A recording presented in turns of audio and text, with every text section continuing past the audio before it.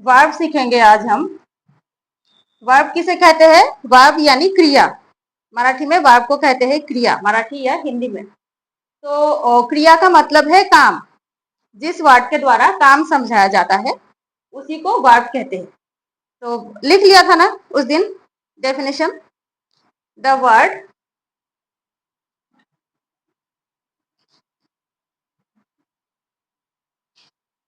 which is used to represent to do a work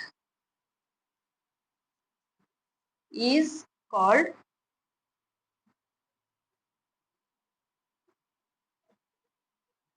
verb। ठीक है, the word which is use to represent to do a work. कोई काम करना समझाया जाए, काम का नाम नहीं समझाना है। जैसे कि भात खाना एक नाम भी है। भात खाना एक अच्छा काम है। भात खाना सेहत के लिए अच्छा है। चावल खाना अच्छा है, रोटी खाना अच्छा है, तो रोटी खाना वो एक काम का नाम हो गया। हा? लेकिन रोटी खाने को अगर हम काम के हिसाब से बोलेंगे तो क्या बोलेंगे? हम रोटी खाते हैं, तब वो काम करना समझाया जाएगा। काम का नाम नहीं समझाना है, ठीक है, काम करना समझाना है तो वो वर्ब है। अगर काम का नाम हो गया तो वो नाउन हो जाएगा। ठीक है, उसको वर्बल नाउन कहते हैं। Verbal noun. वर्ब से अगर कोई नाउन बनता है तो उसको वर्बल नाउन कहते हैं। ठीक है, ये भी नाउन की क्लासिफिकेशन में एक आता है। वर्ब से अगर नाउन बनता है, जैसे कि सोचो, to eat roti is good for health, यानी रोटी खाना सेहत के लिए अच्छा है। तो ये टू ईट या इसके जगह पर ईटिंग रोटी ऐसा भी लिखा जाता है। टू करके भी लिखा जाता है और आईएनजी करके भी लिखा जाता है। तो ये ना नाउन हो गया। रोटी खाना सेहत के लिए अच्छा है, यह वर्ब ये इज है।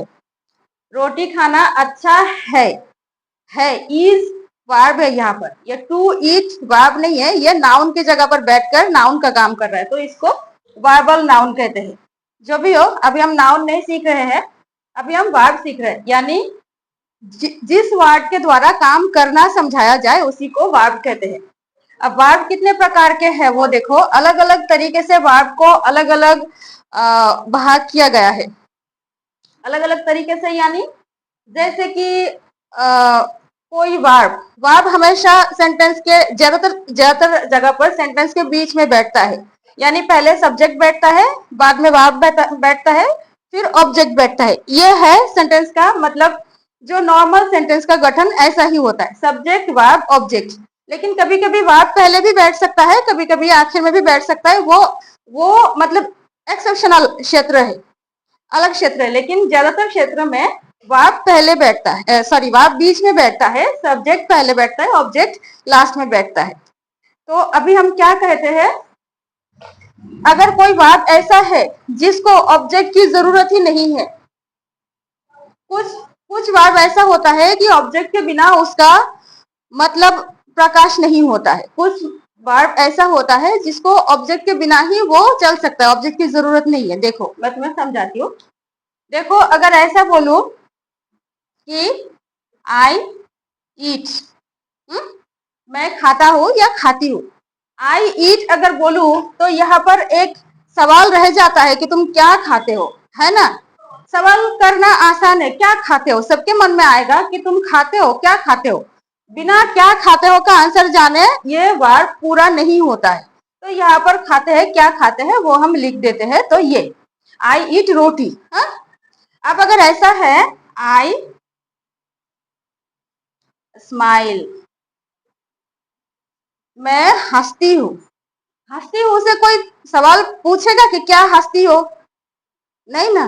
क्या हंसती हो, किसको हंसती हो? नहीं ना। इसको ऑब्जेक्ट की जरूरत है नहीं है।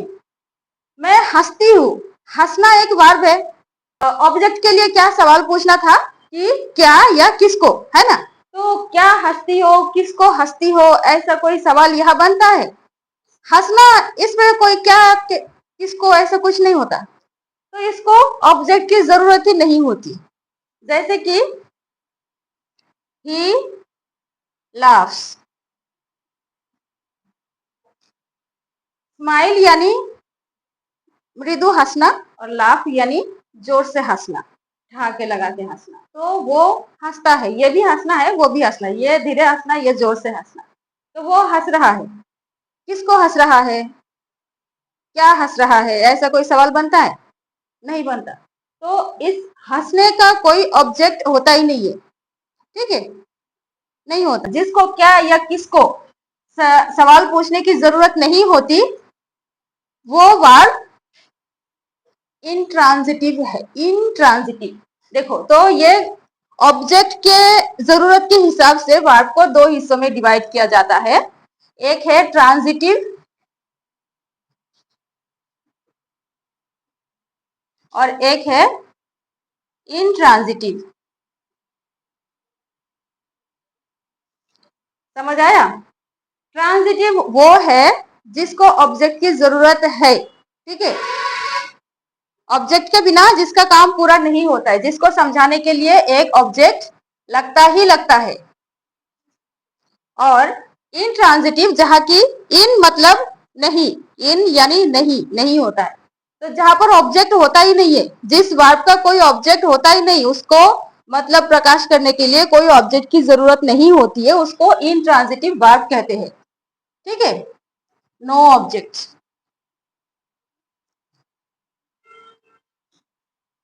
समझ आया? तो ट्रांजिटिव में ऑब्जेक्ट होगा और इंट्रांजिटिव में ऑब्जेक्ट नहीं होगा। तो देखो इंट्रांजिटिव बताती हूँ, द डॉग बार्क्स, कुत्ता भौंकता है। भौंकता है, क्या भौंकता है, किसको भौंकता है, जरूरत है सवाल पूछने की? नहीं ना, तो इसको ऑब्जेक्ट की जरूरत नहीं है, ठीक है। और यहां अगर बोलू द डॉग लव्स, डॉग प्यार करता है, किसको प्यार करता है, ये सवाल यहाँ पूछा जाना चाहिए। डॉग प्यार करता है, किसको प्यार करता है, उसके मालिक को प्यार करता है, ठीक है, समझ आया? तो ऑब्जेक्ट के रहना या ना रहने के बेसिस पर वर्ब को दो हिस्सों में, दो टाइप्स में डिवाइड किया गया, एक है ट्रांजिटिव, एक है इंट्रांजिटिव, ठीक है।